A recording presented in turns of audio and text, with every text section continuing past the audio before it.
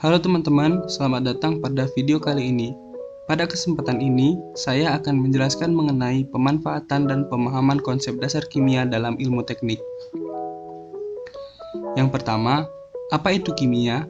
Kimia adalah cabang dari ilmu fisik yang mempelajari tentang susunan, struktur, sifat, dan perubahan materi. Ilmu kimia meliputi topik-topik seperti sifat-sifat atom, cara atom membentuk ikatan kimia untuk menghasilkan senyawa kimia, interaksi zat-zat melalui gaya antar molekul yang menghasilkan sifat-sifat umum dari materi, dan interaksi antar zat melalui reaksi kimia untuk membentuk zat-zat yang berbeda.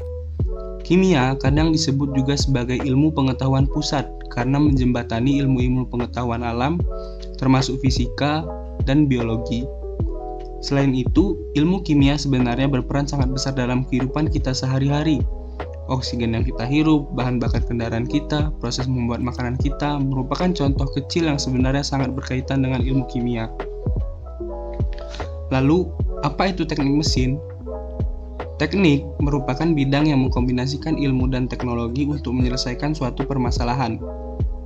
Sedangkan teknik mesin adalah ilmu teknik mengenai aplikasi dari prinsip fisika untuk analisis, desain, manufaktur, dan pemeliharaan sebuah sistem mekanik. Ilmu ini membutuhkan pengertian mendalam atas konsep utama dari cabang ilmu mekanika, kinematika, teknik material, termodinamika, dan energi. Ahli atau pakar dari teknik mesin biasanya disebut sebagai insinyur teknik mesin, yang memanfaatkan pengertian atas ilmu teknik ini dalam mendesain dan menganalisis pembuatan kendaraan, pesawat, pabrik industri, peralatan, dan mesin industri, juga lain sebagainya. Lalu, apa sih kaitan teknik mesin dengan ilmu kimia? Teknik mesin sendiri memiliki kaitan yang cukup erat dengan ilmu kimia. Dengan adanya ilmu kimia, segala masalah permesinan mulai dari pemilihan material berdasarkan zat yang tergandung di dalamnya, pemantauan reaksi kimia tertentu, dan lain-lain bisa mempermudah pemecahan masalah sehingga mendapatkan hasil yang optimal. Adapun beberapa contoh penerapan ilmu kimia antara lain sifat dan komposisi logam yang baik untuk mesin, bahan bakar dan minyak pelumas mesin, penerapan pada prinsip termodinamika juga memecahkan masalah-masalah lain dalam bidang teknik mesin. Yang pertama, sifat dan komposisi yang baik untuk mesin. Dari sekian banyak bahan logam, maka baja adalah salah satu jenis logam yang terbanyak dipakai dalam keteknikan, khususnya dalam pengelasan. Baja yang paling banyak dan umum dibuat adalah baja karbon. Untuk memperoleh baja-baja yang khusus yang mempunyai sifat-sifat tertentu yang diinginkan, maka unsur-unsur lain harus dipadukan ke dalam baja. Baja karbon biasanya mempunyai kekurangan-kekurangan, di antaranya kekerasan baja ini tidak merata atau kemampuan pengerasannya kurang baik. Di samping itu, baja mempunyai sifat mekanis yang rendah pada suhu tinggi dan kurang tahan korosi pada lingkungan atmosfer, lingkungan-lingkungan lain, atau pada suhu tinggi. Untuk mengurangi masalah tersebut, maka dibuat bermacam-macam baja paduan yang pada dasarnya adalah memadu baja dengan unsur-unsur paduan lain. Pengaruh dari beberapa unsur paduan terhadap sifat baja paduan adalah sebagai berikut. Misalnya, C atau karbon dengan unsur-unsur lain umumnya membentuk karbid kecuali dengan nikel dan mangan. Lalu krom menambah kekuatan tarik keplastisan, meningkatkan ketahanan terhadap korosi dan suhu tinggi. Lalu wolfram yang membentuk karbid yang keras dan tahan terhadap suhu tinggi, kebanyakan digunakan pada baja perkakas dan baja potong cepat. Molybdenum dan wolfram menambah kekerasan dan kekuatan terutama pada suhu tinggi. Lalu mangan menambah kekuatan, kekerasan, dan keuletan.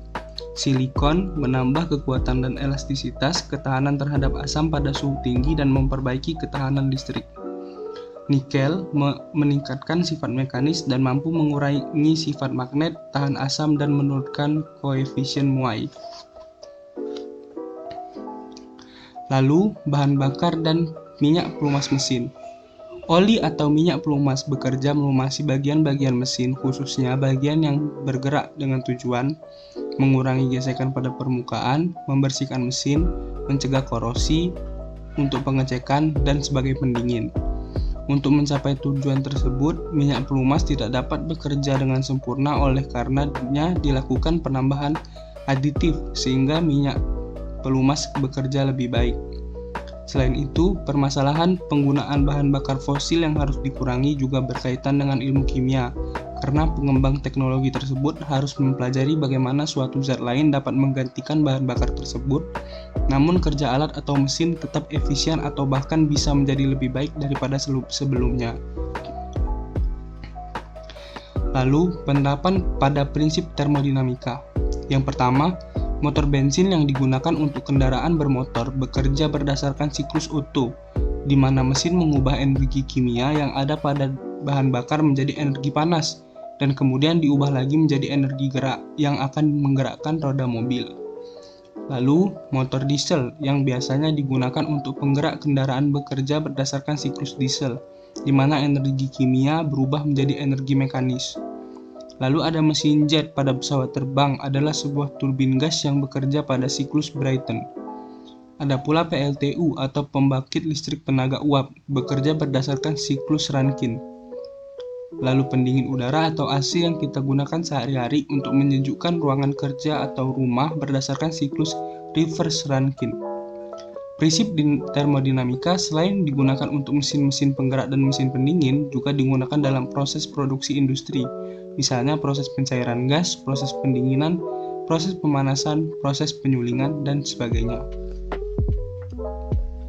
Lalu, ilmu kimia juga bisa membantu memecahkan masalah-masalah yang ada di teknik mesin. Salah satu contoh masalah yang kita ambil adalah korosi. Korosi adalah kerusakan atau kehancuran material akibat adanya reaksi kimia di sekitar lingkungannya. Secara umum, korosi dibedakan menjadi korosi basah dan korosi kering. Korosi disebabkan adanya faktor kimia fisika, metalurgi, elektrokimia, dan termodinamika. Korosi dapat digolongkan menjadi 8, yaitu korosi umum, korosi galvanik, korosi celah, korosi semur, korosi batas butir, korosi selektif, korosi erosi, dan korosi tegangan. Dalam bahasa sehari-hari, korosi juga disebut perkaratan. Contoh korosi yang paling lazim adalah perkaratan besi. Pada peristiwa korosi, logam mengalami oksidasi, sedangkan oksigen mengalami reduksi. Karat logam umumnya adalah berupa oksida atau karbonat. Rumus kimia karat besi adalah Fe2O3NH2O, suatu zat padat yang berwarna coklat-coklat merah. Korosi merupakan proses elektrokimia. Pada korosi besi, bagian tertentu dari besi itu berlaku sebagai anode di mana besi mengalami oksidasi. Lalu, bagaimana sih cara mencegah korosi besi? Korosi besi yang menimbulkan kerugian harus segera diatasi karena bisa membuat besi menjadi tidak awet. Korosi pada besi dapat dicegah dengan membuat besi menjadi baja tahan karat atau stainless steel. Namun proses ini membutuhkan biaya yang mahal, sehingga tidak sesuai dengan kebanyakan penggunaan besi. Cara pencegahan korosi besi yang dapat dilakukan ada pengecatan. Pengecatan berfungsi untuk melindungi besi dari kontak langsung dengan air dan udara. Cat yang mengandung timbal dan seng akan lebih melindungi besi terhadap korosi. Pengecatan harus sempurna karena jika terdapat bagian yang tidak tertutup oleh cat, maka besi di bawah cat akan terkorosi. Pagar bangunan dan jembatan biasanya dilindungi dari korosi dengan pengecatan. Bisa juga dibalut plastik. Plastik mencegah terjadinya kontak besi dengan air dan udara. Peralatan rumah tangga misalnya yang sering digunakan biasanya dibalut plastik untuk menghindari korosi. Lalu pelapisan dengan krom atau chromium plating. Krom memberikan lapisan pelindung sehingga besi yang dikrom akan menjadi mengkilap. Chromium plating dilakukan dengan proses elektrolisis. Krom dapat memberikan perlindungan meskipun lapisan krom tersebut ada yang rusak. Cara ini umumnya dilakukan pada kendaraan bermotor, misalnya bumper mobil. Lalu, pelapisan dengan timah atau tin plating. Timah termasuk logam yang tahan karat. Kemasan kaleng dari besi umumnya dilapisi dengan timah. Proses pelapisan dilakukan secara elektrolisis atau electroplating. Lapisan timah akan melindungi besi selama lapisan itu masih utuh. Apabila terdapat goresan, maka timah justru mempercepat proses korosi karena potensial elektroda besi lebih positif dari timah. Lalu bisa juga pelapisan dengan seng atau galvanisasi. Seng dapat melindungi besi meskipun lapisannya ada yang rusak. Hal ini karena potensial elektroda besi lebih negatif daripada seng. Maka besi yang kontak dengan seng akan membentuk sel elektrokimia dengan besi sebagai katode. Seng akan mengalami oksidasi sehingga besi akan lebih awet. Bisa juga dengan pengorbanan anode atau sacrificial anode. Perbaikan pipa bawah tanah yang terkorosi mungkin memerlukan perbaikan yang mahal biayanya. Hal ini dapat diatasi dengan teknik sacrificial anode, yaitu dengan cara menanamkan logam magnesium kemudian dihubungkan ke pipa besi melalui sebuah kawat.